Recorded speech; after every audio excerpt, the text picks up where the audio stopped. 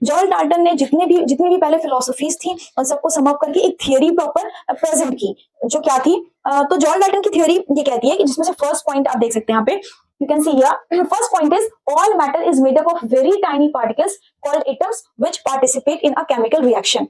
क्या मतलब हुआ इस बात का कि कोई भी मैटर, चाहे कोई भी मैटर हो, whether it is element, compound और अ मिक्सचर, कोई भी मैटर जो आपके आसपास प्रेजेंट है वो छोटे छोटे स्मॉल पार्टिकल से मिलकर बना है, टाइनी पार्टिकल से मिलकर बना है, जिसको हम कहते हैं एटम, और वो केमिकल रिएक्शन में पार्टिसिपेट करता है।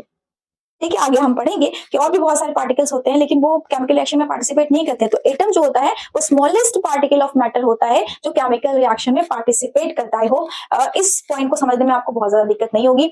सेकेंड पॉइंट ये कहता है कि atoms are indivisible particles which can not be created और destroyed in a chemical reaction.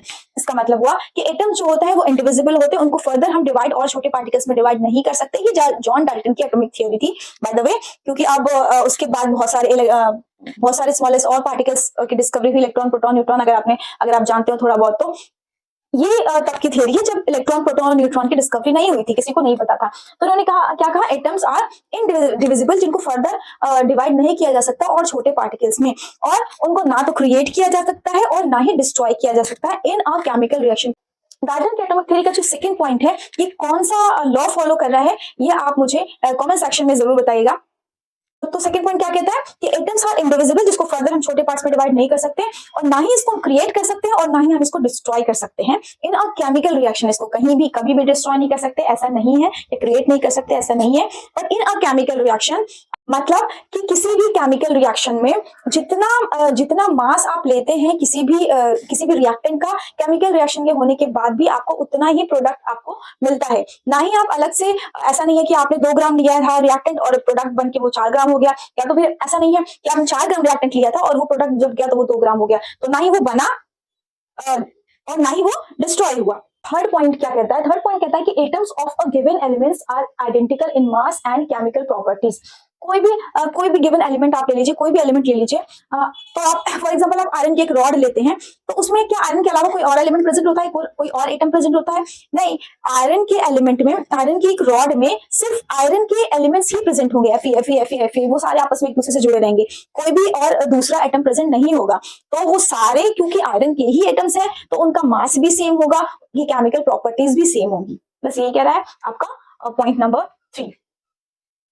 ठीक है, पॉइंट नंबर 4 उसका ठीक उल्टा है कि atoms of different elements are different in mass and chemical properties. मतलब कि अगर आपने सेम एलिमेंट लिया तो उसमें जितने भी एलिमेंट्स होंगे सेम ही होंगे, उन सबका मास सेम होगा, उन सबकी केमिकल प्रॉपर्टीज सेम होगी। और ठीक उसका उल्टा जो है फोर्थ पॉइंट है, अगर आपने डिफरेंट एलिमेंट लिए हैं तो उनका मास भी डिफरेंट होगा और उनकी केमिकल प्रॉपर्टीज भी डिफरेंट होंगी।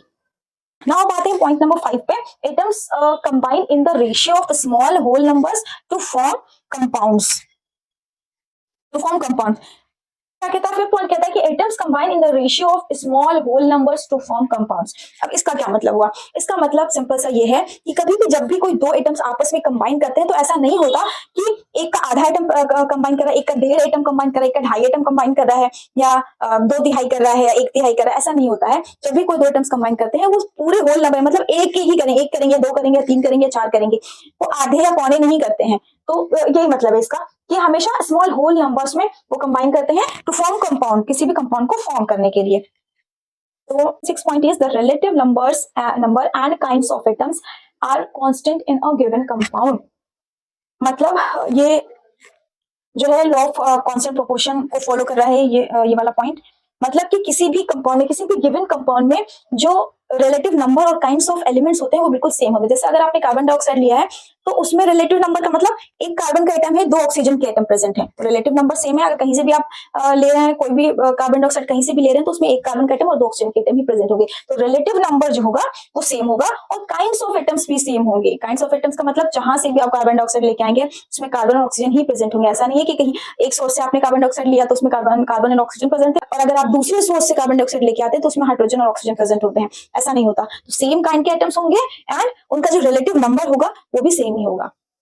तो ये थी डाल्टन की एटॉमिक थ्योरी, जिसने जितनी भी पहले की फिलोसफीज थी उनको एक थ्योरी में कंपोज किया। एंड ये डाल्टन की ये theory law of constant proportion और law of conservation of mass को भी फॉलो करती है।